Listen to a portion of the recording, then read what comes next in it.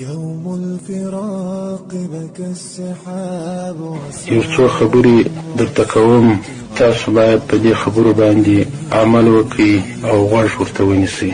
اولنۍ خبره مدا ده چې د اولس سره د مجاهدینو ښه چلند ضروري دی، او د مجاهدین ورونه باید د اولس سره ښه سلوک وکړي او د دوی احترام وکړي او د دوی د همکاریو او د دوی د کومکو شکرګزار واوسیږي او د دوی د تحفظ او د دوی د حفاظت او د دوی د مال او ځان د حفاظت کوشش وکړي او د دوی سره همکار واوسیږي او د دوی زړونه وساتل سي او ترحم باندې وسي او د شفقت لاس باندې راتیر سي.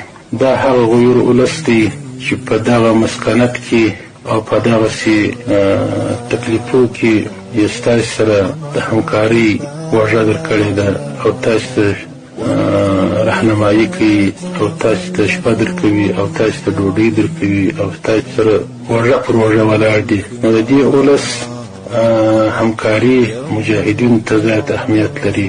نو موږ تاسې باید د دې اولس د همکارۍ او د دې اولس د کومکو شکرګزاره واوسیږو او موږ باید د دوی سره ښه سلوک او ښه چلند وکړو. نو دا به زموږ تاسې دپاره د کامیابۍ او د پرمختګ دپاره ښه ذریعه وګرځېږي او دا ولس پر موږ تاسې باندې حق لري. د دې ولس بچیان په دې لاره کښېناستي دي. د دې ولس بچیان